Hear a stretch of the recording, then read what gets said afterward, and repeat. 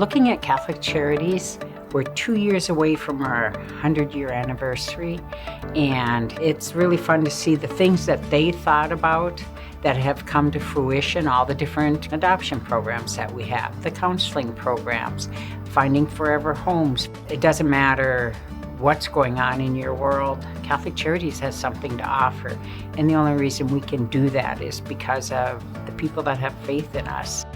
The seeds that we put in the ground kind of sprout everywhere and in every different direction. The needs that folks have had during the pandemic, eviction, no water, no income. Those that now find themselves in a situation that they don't know how to navigate have been able to call us saying, hey, what can you do to help us? We were able to get $60,000 in grant money that we could pay out to folks so they didn't lose their homes. Our counselors did such an amazing job being able to reach out and continue to meet those needs or expand upon meeting those needs. We're providing a more secure North Dakota, a more compassionate North Dakota because of our donors and their faith. Lead the way, leave a trail, I'll follow you. The telehealth program and going up as quickly as it was made it available for the clients to get into the services that they needed, especially since they were struggling with the additional stress of COVID. With telehealth, it was, okay, we got you, let's get you into the services that you needed and what works for you. Hi Alex, how are you today? It was a lot easier for us to continue with services with the clients that we were already seeing, but it also opened up the doors to the people who are really struggling in home. They realized, okay, it's not that big of a difference. Like, I can still see your mannerisms and it's not like I'm talking to you on the phone. And even now that we are back in person sessions, most of the clients really enjoy the option of having telehealth if they have a sick child at home or if they aren't necessarily feeling well, they can still pop on and still continue to see us. Back to recenter myself. We are able to see all clients regardless of their ability to pay, and so donating to the counseling department is really helping the people who might not get services otherwise. I just want to be able to reach everybody that we possibly can without the barrier of the mileage between us.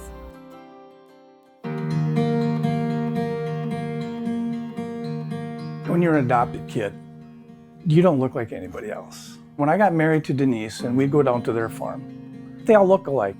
I never looked like anybody. And after a while, I kind of wish I did.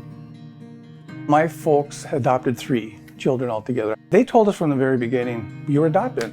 And at the time, I was just a little boy. I didn't really understand. But as I got older, these questions start popping up in the back of your head a little bit. It's the not knowing for all these years.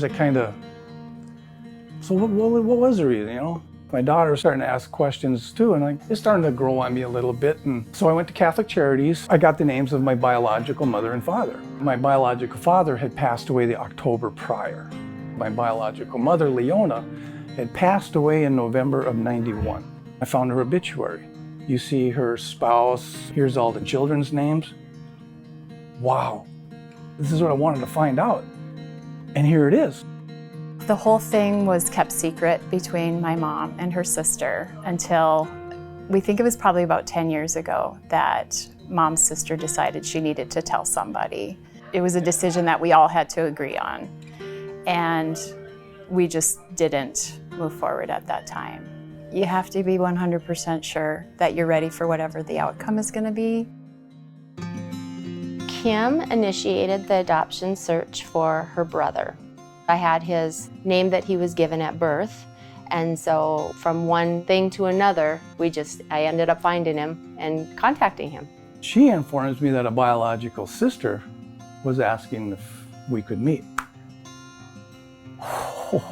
I was literally shaking. I had sent him some pictures of the 5 of us. He sent back a picture of him and Denise and Kira and Cole, realizing those were my mom's grandchildren. They were my niece and nephew. He was my brother. We talked the next day for, 2 hours. And then we made a plan to meet in person the following weekend. Bear hugs from the get-go. He just bonded with these people. He just felt it. We hugged and held each other, and I looked at him and I said, "You got the height." And he looked at me and he said, "You did it." And it was like, we're brother and sister already.